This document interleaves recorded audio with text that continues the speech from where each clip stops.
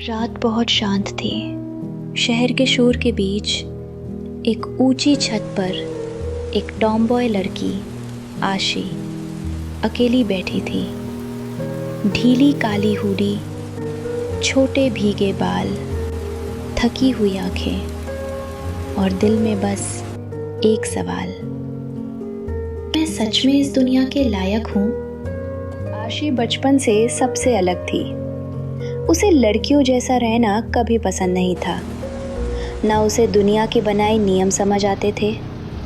लोग उसका मजाक उड़ाते थे, तू कितनी अजीब है, नॉर्मल क्यों नहीं हो सकती, तुझे कोई समझ ही नहीं सकता।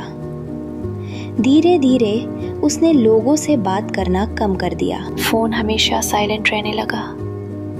कमरा अंधेरे में डूबा रहता और आशी ने खुद को दुनिया से अलग कर लिया। लेकिन उसका सबसे बड़ा दुश्मन कोई और नहीं था, उसका अपना दिमाग था। हर रात ओवर थिंकिंग उसे अंदर से तोड़ देती। मुझ में इतनी कमियां क्यों हैं? भगवान ने मुझे ऐसा क्यों बनाया? अगर मैं गायब हो जाऊं तो क्या किसी को फर्क पड़े? एक रात तेज बारिश हो रही थी।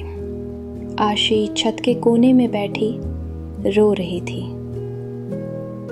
तभी अचानक हवा शांत हो गई, जैसे समय रुक गया हो। और फिर पीछे से एक मधुर बांसुरी की आवाज सुनाई दी। आशी ने धीरे से मुड़कर देखा। नीली रोशनी के बीच एक शांत मुस्कुराता चेहरा, सिर पर मोर पंख, पीतांबर, श्री कृष्ण। आशी घबरा गई। मैं पागल हो गई हूँ क्या? कृष्ण हल्के से मुस्कुराए। अगर तुम पागल होती तो इतना दर्द महसूस नहीं करती। आशी की आंखों से आंसू बहने लगे। सबको लगता है मैं गलत हूँ, मैं सबसे अलग हूँ। कृष्ण उसके पास आकर बैठ गए। बारिश की बूंदें जैसे हवा में ठहर गई थी। उन्होंने धीरे से कहा, जो सबसे अलग होता है वही सबसे खास भी होता है। आशी ने लेकिन नजरें झुका ली। मुझ में बहुत कमियां हैं। कृष्ण ने आसमान की तरफ देखा।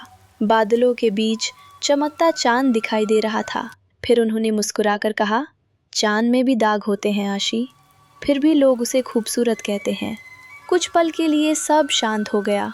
फिर कृष्ण ने धीरे से पूछा, तुम दुनिया से दूर क्यों भाग रही हो? आशी की आवाज़ कांप गई।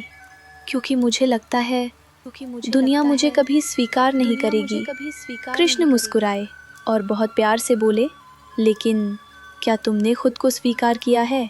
ये सुनते ही आशी टूट गई। पहली बार किसी ने उसे जज नहीं किया था। पहली बार किसी ने उसके दर्द को सच में समझा था। कृष्ण ने उसके आंसू पोंछे और कहा, तुम कोई समस्या नहीं हो आशी, तुम एक ऐसी कहानी हो जो अभी अधूरी है। उन्होंने उसकी आंखों में देखते हुए कहा, और याद रखना, अंधेरा कभी रोशनी को हरा नहीं सकता। बस रोशनी को खुद पर भरोसा रखना पड़ता है। उस रात के बाद सब कुछ अचानक परफेक्ट नहीं हुआ, लेकिन आशी ने धीरे धीरे फिर से जीना शुरू किया। लोगों से बात करना, खुद को अपनाना, अपनी ड्राइंग और अपना संगीत दुनिया को दिखाना।